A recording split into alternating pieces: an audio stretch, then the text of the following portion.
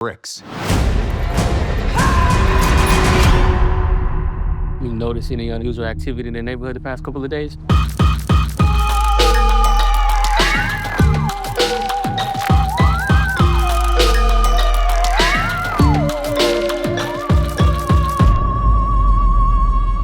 What is up, you guys? It's Katie Hettenbach, host of Katie Afraidy, and this is another Zoom episode. We are chatting with the one, the only Lauren LaVera. You might remember her from a little movie called Terrifier, but she's talking about her new movie, Twisted, and I'm so excited for you guys to hear this conversation. It was so fun. Lauren is a delight and a hoot and a half, so please enjoy. So, first of all, congrats on the movie. Thank you. Thank you so much. I so appreciate it. How does it feel for it to be ready to be out in the world?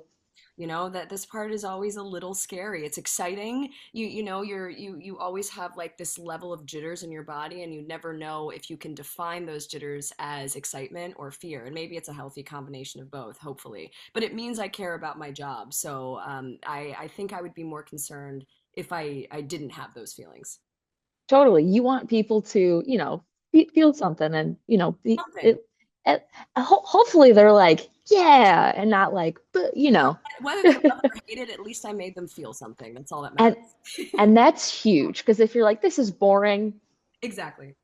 Tragic, truly tragic. So for those of my viewers who have not heard of Twisted, what is it about?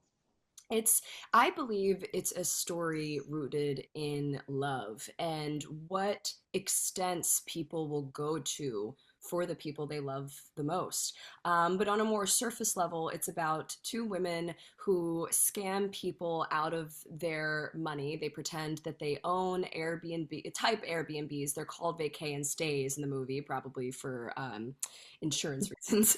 And yeah, they scam people pretending that they own these properties, but they don't, and they scam them out of their money, and they end up scamming the wrong person, and then chaos ensues. So that is basically what it's about. Yes, the chaos really, really, really ensues. For a brief moment in the film, I was like, is this, it was giving Martyrs. Ooh, okay. Right? And I was like, have you seen Martyrs? I'm assuming. It's been a long time, but yes, okay. I know what you're referencing. Yeah. It's a French film. Yeah. Or, I mean, you could watch the American one, but maybe don't. Okay, fair. It's not great. So, in the film, what was the hardest scene to film, and then what was your favorite? You want to know what and this is not a spoiler. The hardest scene for me to film, which sounds ridiculous. Do you remember when Paloma is swimming in the pool up to Smith, and Smith is sitting on the side, and I come up and pull my hair back from the water, and I have to say a line? I kept swallowing pool water. It was impossible not to. Every single time I got up, I tried so many different ways, and I would choke on my lines every single time. That scene, it was my first day on set. It was the first scene we filmed. It was impossible to film, and for some reason, I had to do a lot of action and stunt heavy work in this. That was the hardest thing for me to do, and it was my least favorite because I kept choking on my lines. I don't remember how we made it work, but it did work. My favorite scene, though, gosh, that is so incredibly tough because all of my scene partners were incredible. I loved working with Mia Healy, who played Smith. I loved Jaimin Hanzu. I didn't get to work with Alicia, but we had so much fun behind scenes. And Neil McDonough, who I got to say one line to him, was just so thrilling. But I think one of my favorite scenes is when Paloma is sitting on the toilet, handcuffed to Lenny. I really loved the way Reness, who plays Lenny, humanized him in a way that was so beautiful, and we became so close because of it. He's just such an incredible human, and I am sure people will fall in love with Lenny the same way I did, and it just felt like speaking to a friend, and I really enjoyed that scene.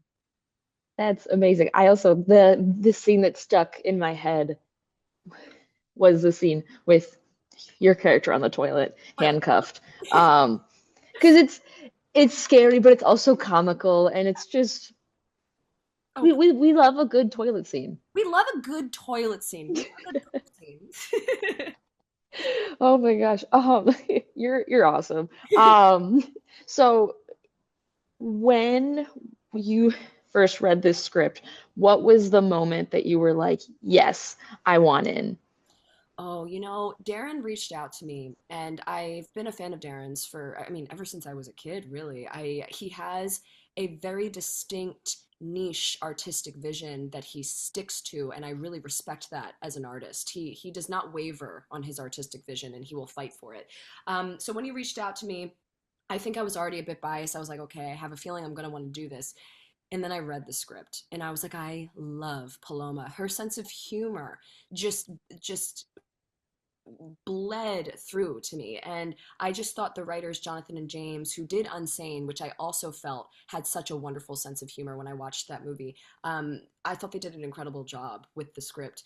And again, just all of the different characters that I got to play and having this beautiful relationship with Smith. And then I found out that Jaimin was attached. So I was like, okay, I have to do this. It was a no-brainer yes for me. That's awesome. That's awesome. And how, you've played a lot of roles in your life. How do you approach this role compared to the other roles you've played? That's a great question. I feel that my process is ever evolving. And I have one acting coach that I've worked with for many, many years. His name is Brian Fox. I think almost a decade now. Oh my God, that we've worked together.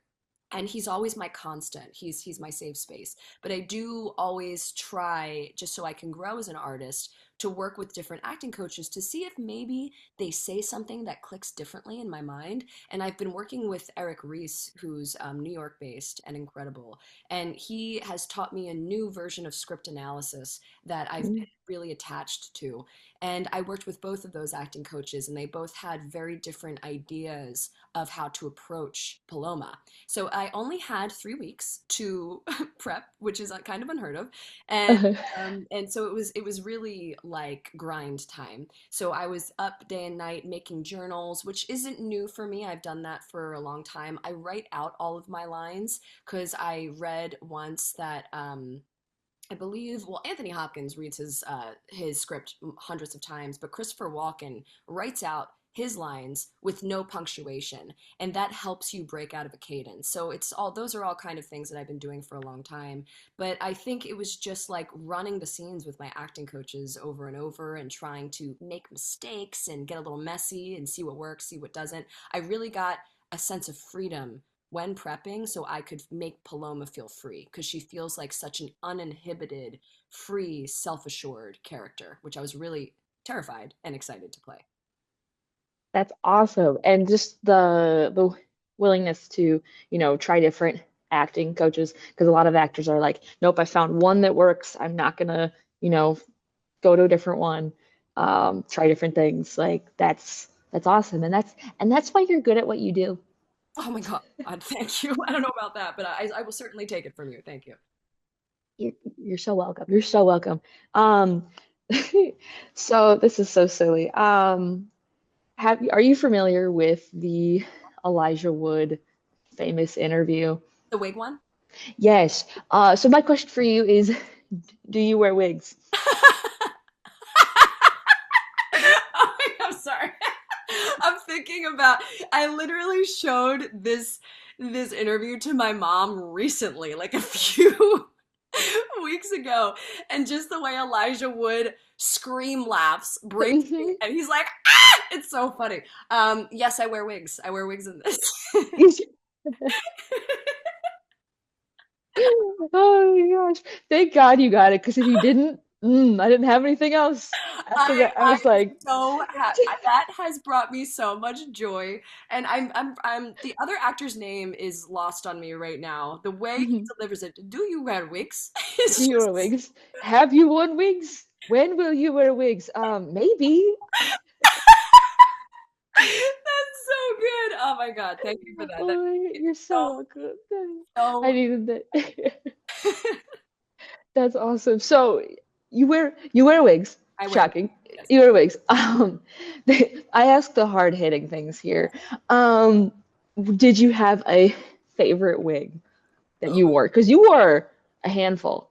Oh yes, I had a favorite wig, and it was Emma Woodhouse's the red wig. Oh my God, I always wanted Mhm. to be a redhead.